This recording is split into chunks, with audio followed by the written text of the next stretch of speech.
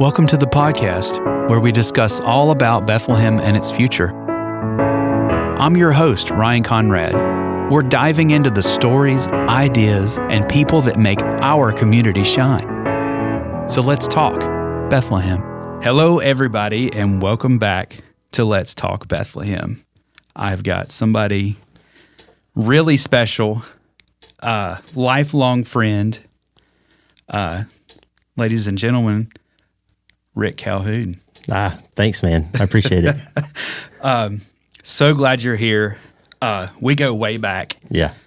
I think kindergarten. At least. Yeah. You didn't go to country care, did you? Yes. Did you?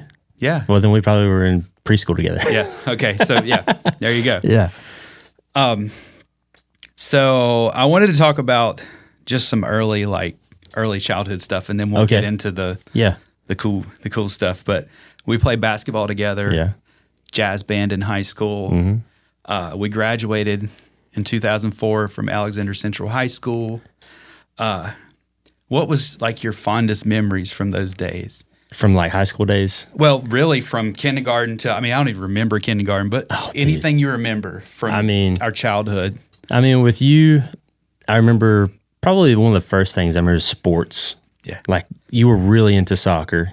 And I played soccer, but there was two Bethlehem teams. And for some reason, I always got put on the other Bethlehem team. Yeah, so did Will. Yeah. So Will, and he's terrible at it. But that was cool. But our sixth grade year, it was just one soccer team, one Bethlehem soccer team. And like we won the whole thing or something, and we did All-Stars or something. Yeah. That was pretty cool. And then I guess the only other, we both made All-Star basketball at the same time with Will. Mm-hmm. And I remember coming to your house and playing like NBA Jam or something like that. Oh, yeah, we did that for sure. And, but yeah, it was good times, man. Yeah. Well, and you can't forget about the time where my dad was the coach in high school. Yeah. So this goes out to anybody that's young that's listening. Go ahead. Yeah, I was going to say, your dad and my dad was assistant coach. Yep. Yeah. That's right. Yeah. I got to say, out of all the sports I ever played with the school system in rec, that by far was the most fun we've ever had. I've ever had. Yeah. Because we all got to play. Yeah. It wasn't super duper high stakes. It was still like really intense and fun. And, I just saw all these folks that were like really good and they would just ride the bench in high school. But we were playing rec ball when we were 16 years old and just having the time of our lives. Dude, we were, and not only that, we were good, man. I know. Well, hey, I gotta get a stab to the Sugarloaf team. We won the championship. They beat us the first year, I think. We were like 15. But then the very next year, they were the team to beat, Sugarloaf. Yeah. And we beat them in the Wittenberg gym. I remember that. Yeah. And it was Brent Loudermilk and Ian Triplett. Oh, yeah. We got you. Never forget that. Yeah. I had to get that stab in early on. Yeah. Moving forward a little bit, that's a little glimpse into at least from what I remember at our childhood. Oh, and also, you grew up in Bethlehem and you live in Ellendale now. Yeah. 3 girls. 3. Yeah. Mm-hmm. So, that's a lot. I've got one boy, and I told Josh Lill early in the first episode that was a lot. So I can't imagine. Oh, it's a lot. And then we decided to have 2 at one time the first go around. I remember that, having twins. Yeah, that was fun. Family man, though, very admirable. If anybody hasn't had a kid yet, I'd highly recommend it. Oh, it's awesome. Yeah. It's rewarding. They'll drive you nuts, but you wouldn't have it any other way. Like they're a blessing for sure. Yeah. So one question I have is, you've always had a deep love for music and guitar. When did that passion really start for you? When did that start to develop? The first thing I can remember, like music, Mom and Dad were always, they didn't play music, like they didn't play instruments, but my mom sang in church. And my mom had an awesome voice. And I remember being a little kid thinking, my mom should be on the radio. She just had an awesome voice, and I loved that. And I loved hearing her sing in church. And Dad, he was into like, classic rock, but also like 90s country. And my mom was into like Bonnie Raitt. 90s country, like Alabama 90s like country? 90s country, like, you know, like Alan Jackson, Garth Brooks, you know, Brooks and Dunn, all that stuff, you know. And cool. But yeah, that's what we're, and then I guess the other thing that really got me into guitar, we were watching PBS, and there was this guy on the TV that was just, he had me from like the moment I turned the TV on. And I was like, what is this, Dad? And Dad was like, that's B.B. King, son. And I'm like, I just want to do that. Like that was my moment of like, I want to do music. I want to play guitar. And yeah, that was cool. B.B. King, the king of blues. Yeah. He's... And his voice, man. Not only his guitar, I would say even his voice more than the guitar. He just is so soulful, you know. There were some songs I remember, you could feel the pain in his voice when he was singing it. Almost felt like, but yeah, I'm with you 100%. Yeah.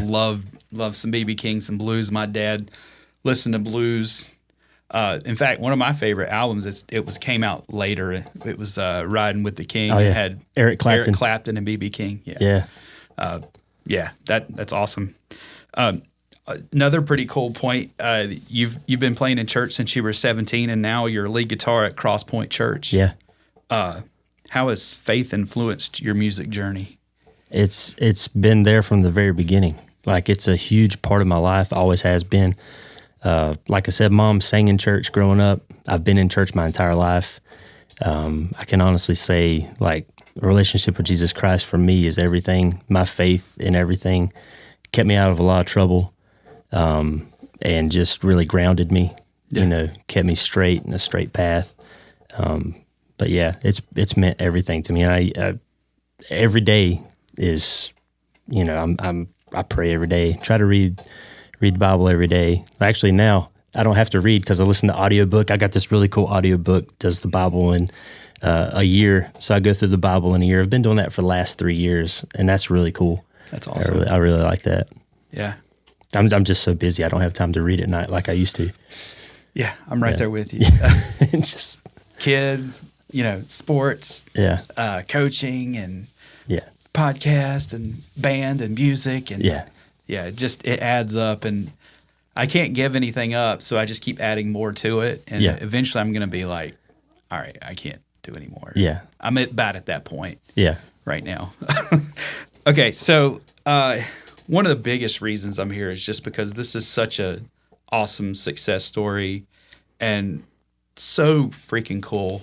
Honey Picks. As you can see, I'm repping today. You're repping. Yeah, I got the hat. Always repping. Honey Picks officially launched in April of 2020.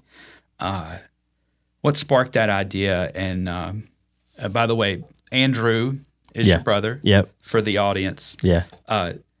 He's how much younger? 4 years. 4 years younger than you. You and Andrew decided to turn it into a business. 5 years ago. Yeah. It's crazy. And we're going to get to this in a minute of how much it has grown in those 5 years. Yeah. But first, just let's address the first ones. Like, what sparked that idea and how did it come about? Well, this is April of 2020. So if you can remember, like the COVID. Beginning of 2020 was like total chaos. With the whole COVID-19 thing and everything. And so we were slow at work, and we had some extra time on our hands, and we had the material. We had acrylic, and we had a laser machine. And me and my brother, I honestly don't remember which one of us was like, let's cut it out, let's try something. But so I drew up on AutoCAD and drew up a pick shape. I gave it to him. He cut it out with the laser. And then I took a Dremel tool and I proceeded to bevel the edges with the Dremel tool, you know, and I held this thing up, and looking back, man, the thing was hideous. Like it was, it was so bad. But I took it home and played it, and I just thought, yeah, I could do this. And they got less hideous and less hideous as I went on, until I'm, you know, fairly proud of them. And then we started to sell them on Etsy. I remember that. I remember that earlier. Yeah. And so, you know, we just put them on there and It was really cool. We actually sold a few on Etsy, and I was like, okay, people actually bought this. Let's actually go for it. And so everything just kind of snowballed from there. That's awesome. And by the way, I have early on. Oh gosh, some picks. Those are very early. But still awesome. I still have them. Still play with them. This Figure Media one, it's got my logo on it, and then another one that has the Honey Picks logo. I'll provide a picture maybe right there somewhere in a minute, because I know you can't see that from here. But yeah, still got mine. Love mine. And I remember when I ordered them, like, are you sure you want them that thin? Oh, yeah. Like, yeah. I'm like playing with paper almost. It just kind of flops. And you still play with the thin of a pick? Yeah. Actually, I did break this one. Yeah. I did. You can see I did break it. But I'm keeping it because it's got, it's special. So your brother, Andrew, handles laser cutting and engraving. What's it like running a 50-50 partnership as brothers? It's really cool. Like, there's no way I could do this by myself.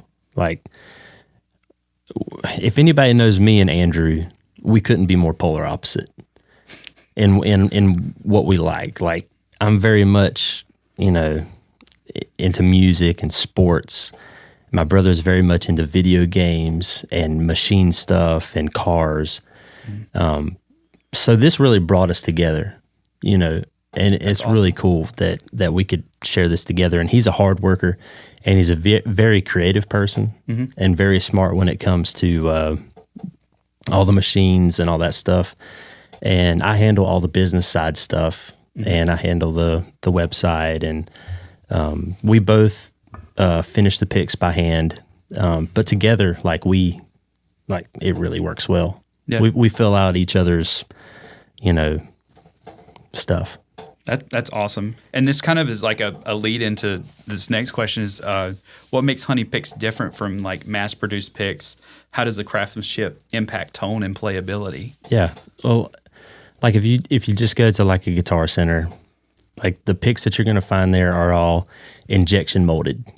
So they're mass-produced. They're I'm not really sure on the material, how much it lacks or what, but what we do is we buy sheets of material and we cut them out by either our CNC or our laser.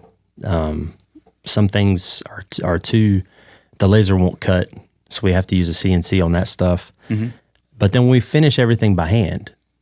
And so there's a big attention to detail. It's just me and it's just my brother, and we're both kind of perfectionists. So just a little context too for some folks. Yeah, you've made over 30,000 picks. Probably, yeah. I mean, yeah. And you've got 6,500 Instagram followers. Mind you, it's been 5 years. It's just 2020. Yeah, and that's tough.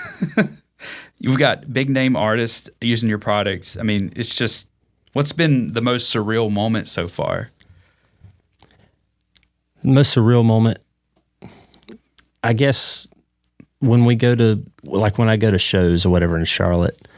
I went to a guitar clinic held by Andy Wood, and I stayed after, and he did like a meet and greet. And he saw my hat said Honey Picks. He's like, "Oh yeah, I know you."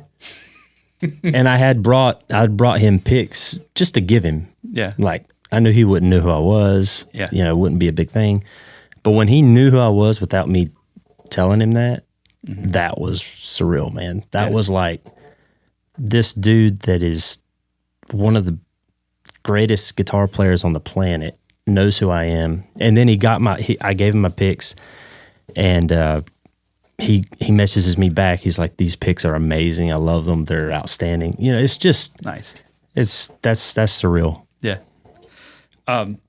So like, speaking of big name artists and business growth, if like you've got some incredible names under your belt that who've at least received picks. Yeah. From you, Mark Lettieri from Snarky Puppy, Greg Koch. Okay. Yeah. And Chris Robertson for y'all. That's Blackstone Cherry. Yeah.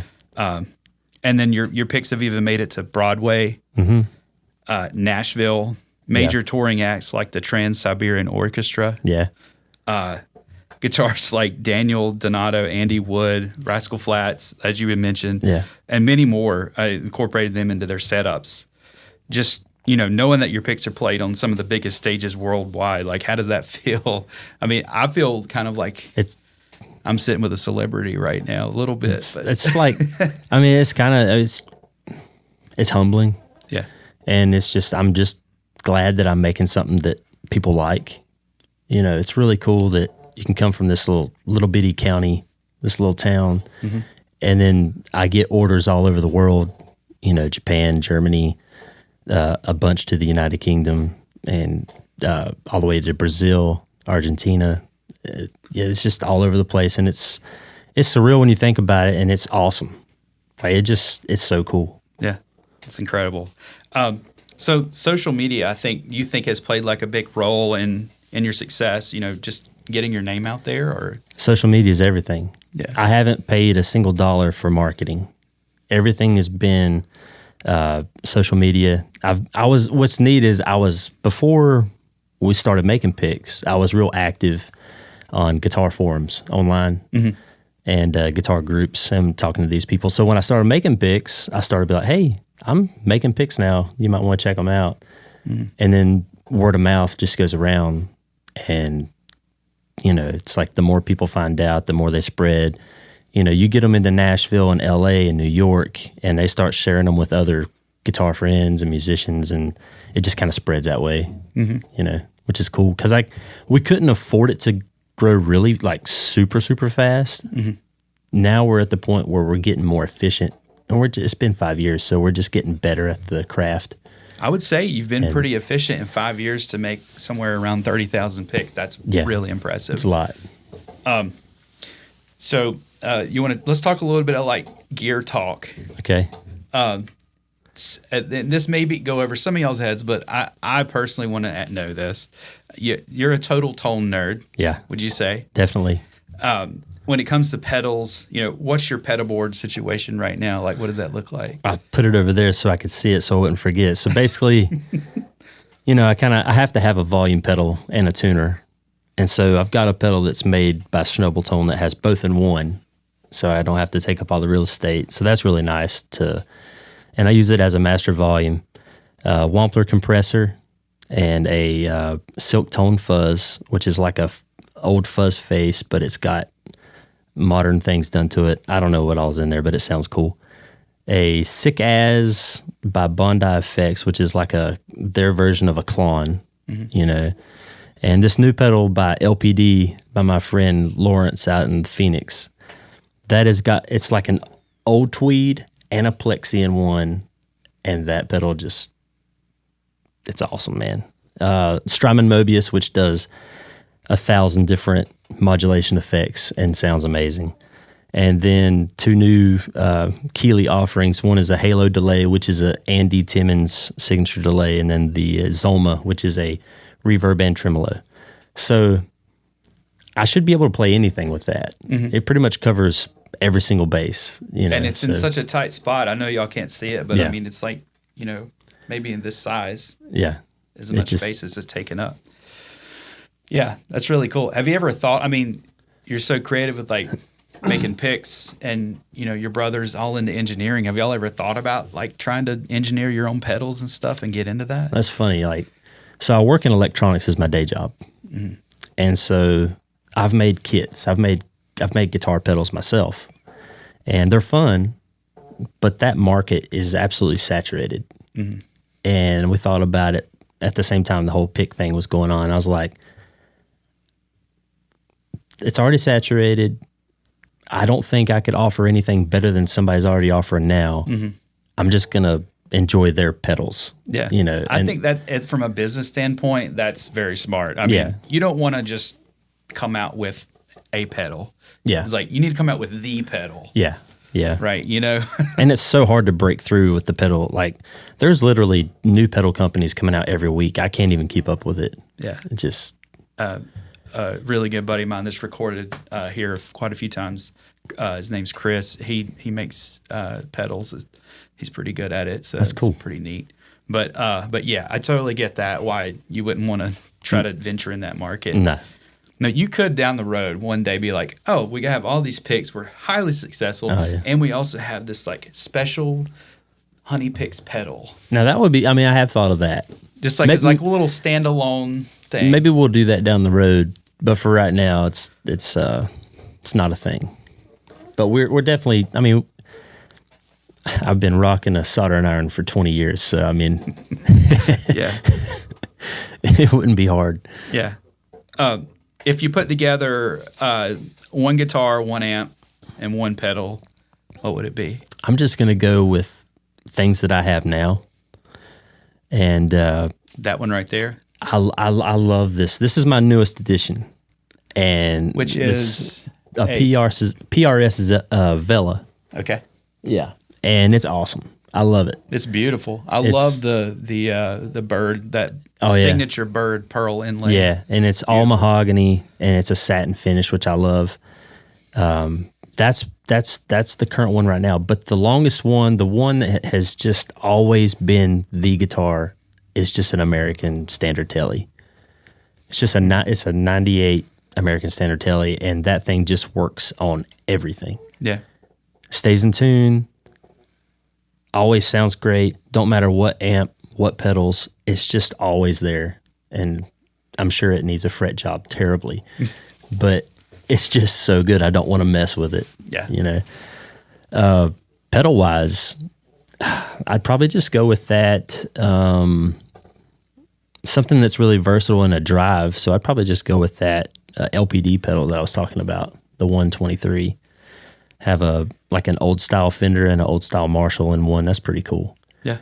And for an amp, just a Fender Deluxe. Fender Deluxe. Yeah. I think that's what we had in the jazz band, isn't it?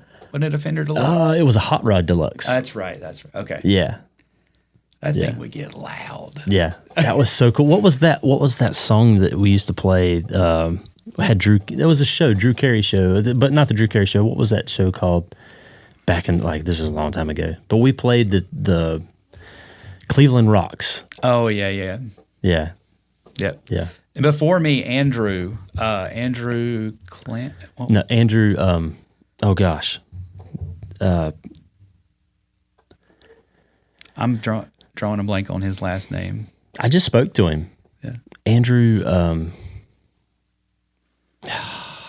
We'll think of it in a minute. I'll think of it in a second. But he was the guitar player before me in the jazz band, and that was my sophomore year.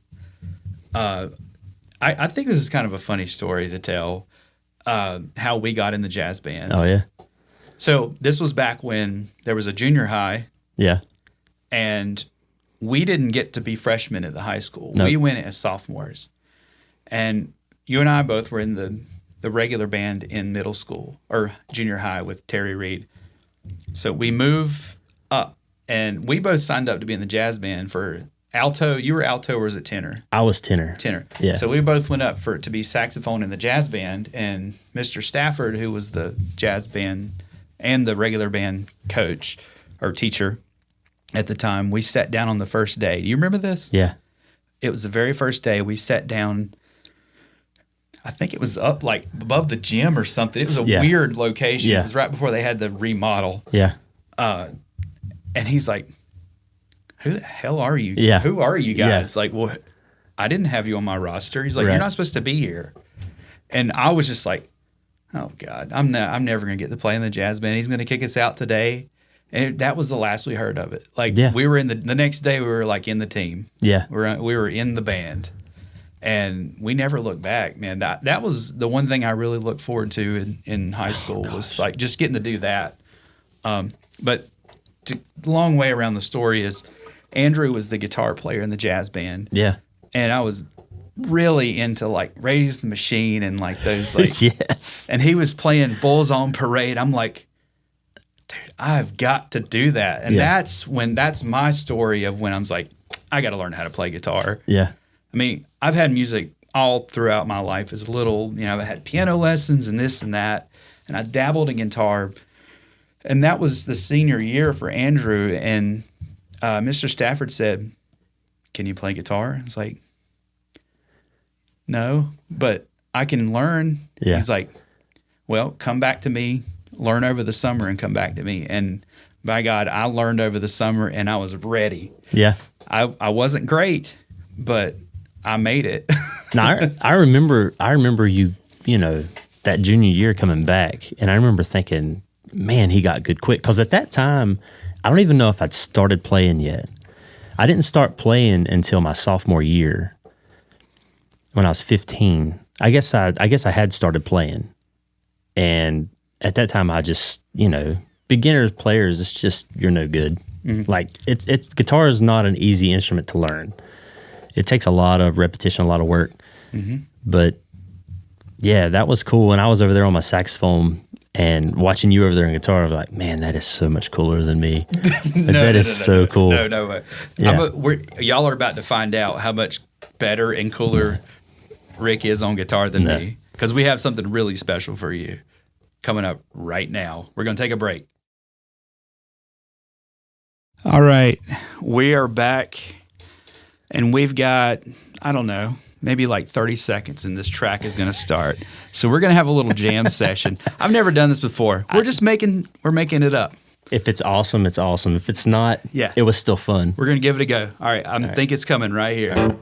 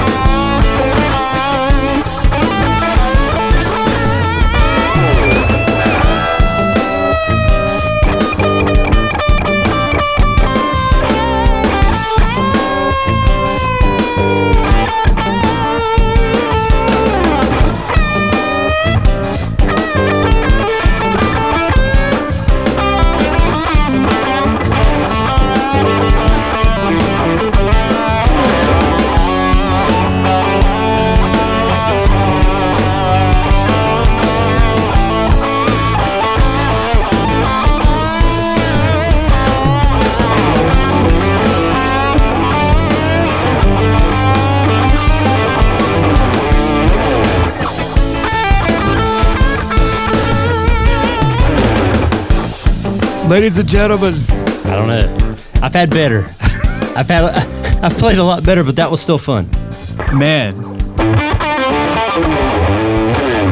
Ladies and gentlemen, Rick Calhoun. Yeah, Ryan Conrad. I think you stole the show on that one. No way. Yeah, so that was fun. Lots of fun. So I hope y'all enjoyed that. We're gonna just have a few more questions and wrap it up here, but a little bit of the personal here. Like, you're a family man, 3 girls, coaching their teams, balancing a business and full-time job. Like, how do you juggle all that? Just no sleep. Like honestly, like it's just a lot of, I don't know, man. It just, family comes first and work comes second. So I spend time with the kids. I coach my twins basketball team right now, and then I'm assistant coach of my 5-year-old, 6-year-old. Yeah, I've seen you out. I've been out coaching Jacks. Yeah. So that's always something going on. And then Wednesday nights I have church where I practice and then play on Sunday. And so usually what happens, I work all day, come home, spend time with the kids, do whatever I have to do with them the night. Then after they go to bed, then I'll go back to work. Honey picks. Yeah, and then then come back, and get a few hours of sleep and then start it all over again. It's a lot of work, but I mean, you're making hay. I've been saying that a lot lately. It's just the way it is. Yeah. Like we'll be able to go full time. Hopefully next year we'll be just doing honey picks. Mm-hmm. But for right now, I can make it work. Yeah, that's awesome. Yeah, I'm almost sort of a similar situation with, working 8 hours a day, raising a 5-year-old, being a father, husband, coaching, and then I record a lot of nights, do the podcast, and a lot of people don't realize that it's not just like, hey, let's just record a podcast and I'll upload the video. It doesn't work like that. Like, you got to sync up the audio with the video. It takes 3 days to transfer it from my phone to my computer because it's like 150 gigabytes in size. Yeah. And then you have to know how to do video editing. You have to market yourself. Nobody's going to help you do this. You have to do it all. Yeah. Unless you have a lot of money to throw at other people to do it for you. And you've got a pro setup, man. Like, this is a nice setup. It's really cool. We've got the time, and I could talk about it just a little bit to say, like, I've never, ever, ever thought about hosting a podcast up until just recently. And I thought, you know what? I could totally do this because I have everything I need to do it, all the tools to do it. We've got it in the studio. I've been doing this for, like, I feel like it's almost 20 years now, or 25, in recording for people, paying customers. It's been that long because you were doing this in high school. Mm-hmm. Yeah, for fun. Yeah. Yeah, it's been a lot. I'm laughing thinking back at the terrible recordings that I've had in the past. But yeah, it's yeah. But anyways, what's next for Honey Picks? Any new designs or big plans in the works? Well, like I mentioned just before, we plan to go full time like next year. Right now we work. It's a small business, and me and my brother work for our parents, and they're getting to the age where they can about retire now. Mm-hmm. And so we've been staying with them, and once they retire, then we'll just take Honey Picks full time. Mm-hmm. And I think that's going to be coming here pretty soon, probably next year. Yeah. And then to give a little more context, you've been working that company since you were like 16 or 17. I think I just turned 17. Yeah. What's the name of that? Alarm Electronics. Alarm Electronics. So yeah. Yeah, and that's a lot. That's a long commitment. It's a long time. And I went to school for internet technologies, which is basically web design. Mm-hmm. And then I went back and got my e-commerce degree.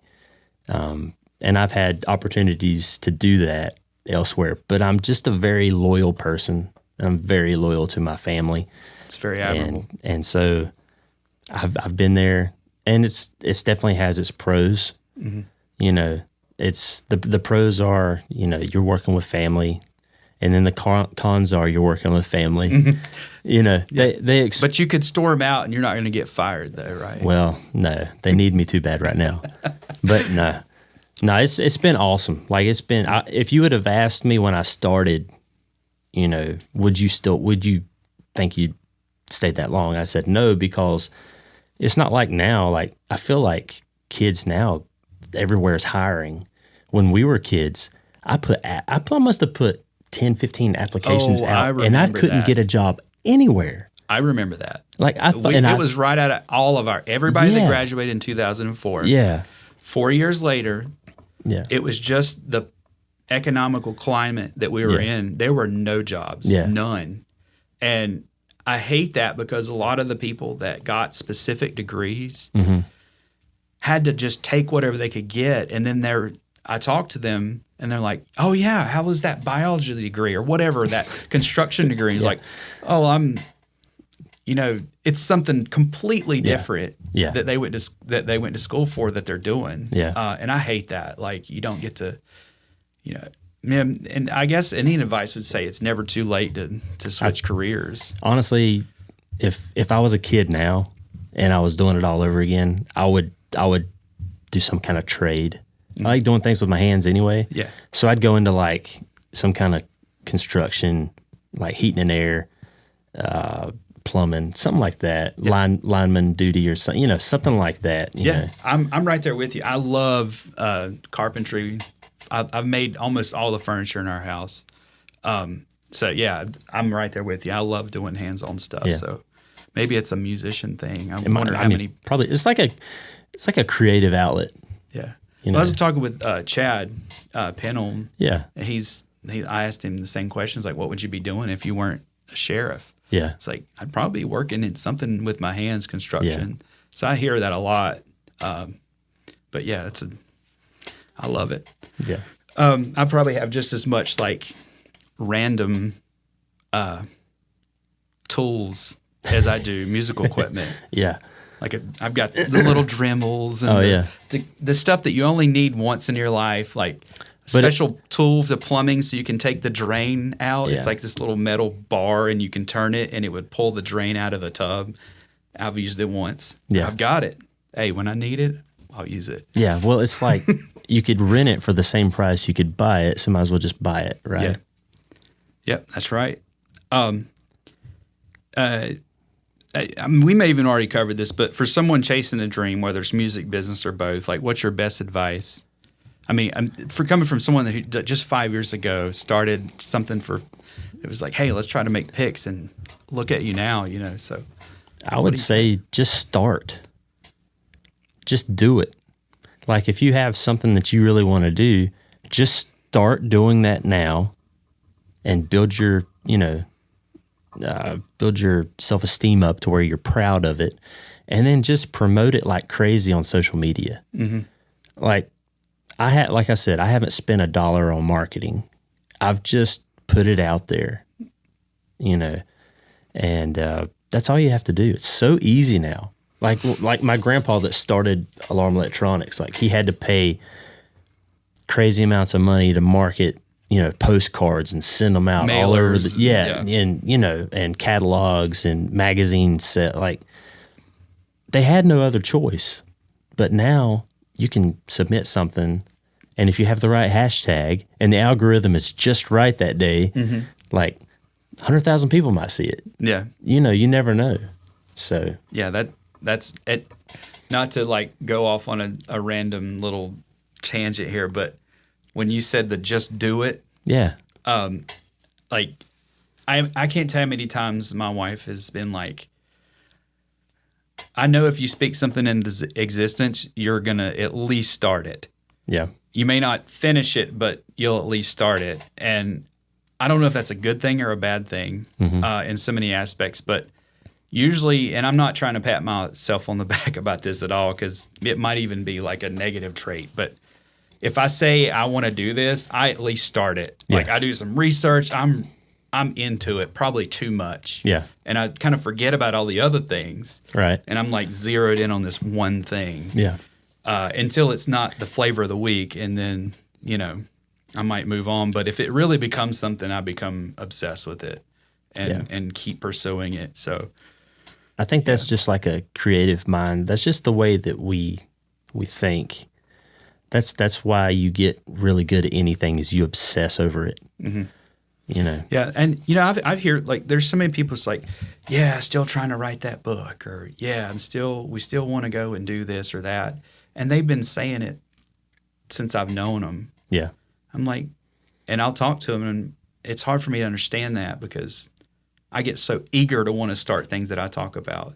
But I've had people that have talked for decades about wanting to do something, and I'm like, I don't know, man. You're like 65, 70, and you're saying you want to write that book. I'm telling everybody out there, go write that book. Yeah. You have to. Yeah. It'll never get done if you don't. Yeah, it won't. Whatever it is in your life, just pursue it. Maybe we need to retitle this Philosophy from Rick and Ryan. But yeah, totally. Yeah. Well, I got to say, I'm just amazed at like how much success you've had out of this over the past 5 years, and really proud of you. I mean, Bethlehem homegrown. Yeah, I mean, I love talking about like people that have come from Bethlehem. Yeah. I mean, and you're just a hip scop, a rock throw away in Ellendale, but still, grew up here in Bethlehem. Yeah. I think people should hear about like success stories and the good things that happen and the people that come from it. So, and honestly, like it wasn't a thing to move away from Bethlehem when it came time. Like there was just nothing. There was nothing on the market. No, yeah. Unless you could had land and you could build, there was just nothing there for us because we did look, and but my wife had family land and we inherited that and built out there, and we love it out there too. Mm-hmm. But I've always said, Ellendale is the most beautiful country of Alexander County. Yeah. Because of the mountains and the mountainscapes. It's just gorgeous out there. Yeah. I mean, you've got, I think Barrett's Mountain runs through there. Mm-hmm. I mean, it's just really, really beautiful country. Yeah, the only downside was like I had to wait forever to get internet out there. Mm. What do y'all have now? We have that Starlink. Starlink? Yeah. Okay. And it's awesome. I mean, it's expensive, but it's like the first time that we had like good, solid internet. Yeah. Yeah. I mean, that's the...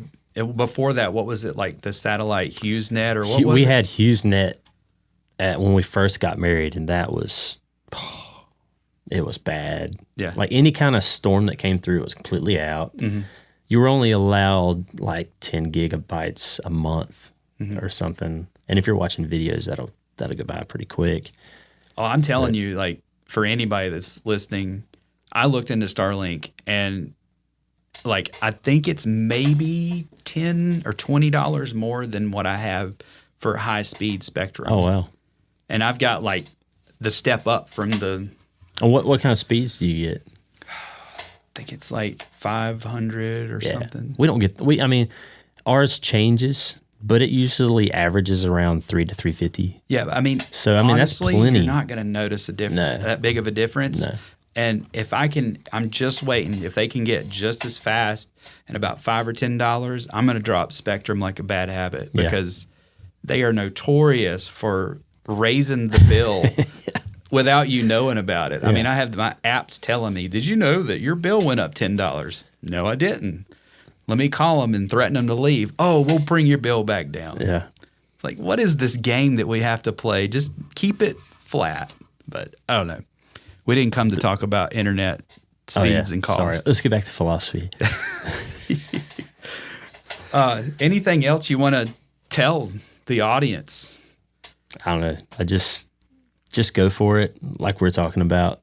If you have a passion, you should really go for it, no matter what it is. If you're really into gardening, read some books, watch some YouTube videos, find out the best ways to garden, and then sell your products. Like just anything. Everything is like, I never took a guitar lesson in my life, and back then we had like Guitar Tab. Like internet had just, we hadn't had. Oh, I mean, and there was no YouTube stuff. Yeah. So that makes me think of me when I learned how to play guitar.